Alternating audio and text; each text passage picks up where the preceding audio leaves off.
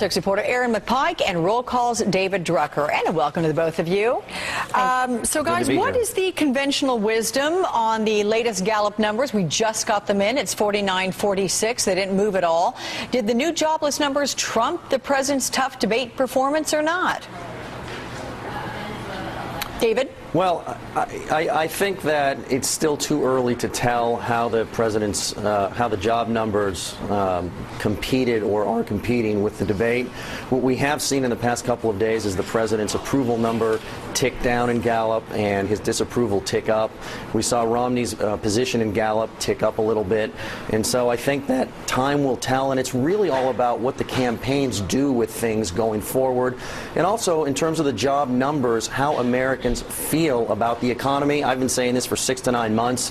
It's about how they feel. And if this new 7.8% number reflects a big change in the jobs picture, then that will be reflected by how Americans feel, and that will, of course, benefit the president. If they still feel the same about the economy as they did over the past several months, then it doesn't hurt him. It helps him with the news cycle, but it won't change the overall picture. Okay. Here's what GOP strategist and Time Magazine columnist Mike Murphy said about the impact of Romney's debate performance. Romney got an unfiltered shot, and everybody's taken a second look at him. So the real question to me of the campaign is, can the Romney campaign take this moment and run with it? If so, the Obama campaign, which is only going to get more negative, and that's what fear does in a campaign, is going to look smaller and smaller. So, Aaron, this second look for Romney that Murphy's talking about, does that have any lasting impact, or is it just like a lot of other things these days, 1 or 2 news cycles and then it's forgotten? It certainly can have a lasting impact. I mean, debates are a very big moment in presidential campaigns. Right now, we're already seeing that Mitt Romney is using some of those personal stories that he was using in the debate of people he's met along the campaign trail and using them on the stump as he campaigns in states like Florida, as he's doing this weekend. We are seeing a more energetic and happier Mitt Romney, and that is a good image for him. Now, of course, we're seeing ads come out about the debate from both sides, and that could stomp all over some of the second look that he's getting, but it should help him for now. Yeah. So, David, the second presidential debate, could it potentially erase all the talk like this? Because the president is not going to be caught flat-footed the next time around, I'm guessing, right? I highly doubt it. He's very competitive, and when he's on his game, he's very good.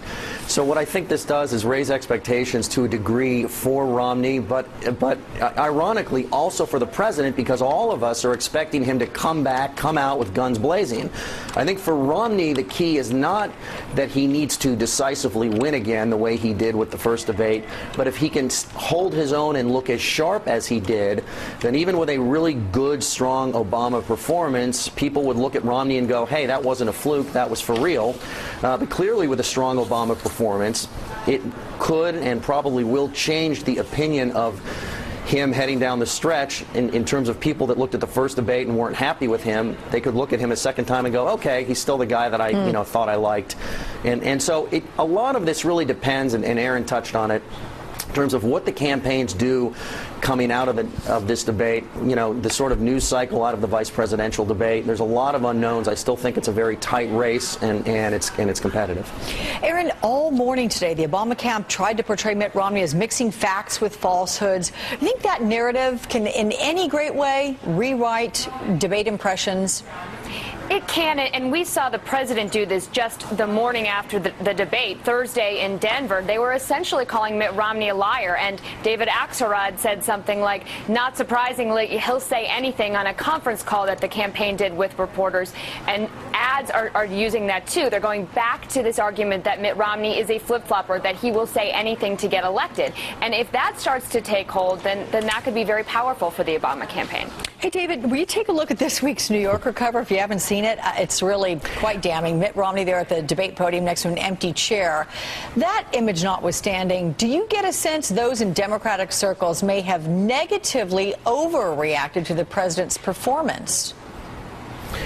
I thought a lot about that, and I I don't think they did in this regard. The debate was seen by nearly 70 million people. I mean, it's almost a record, at least over the past 20 years or so.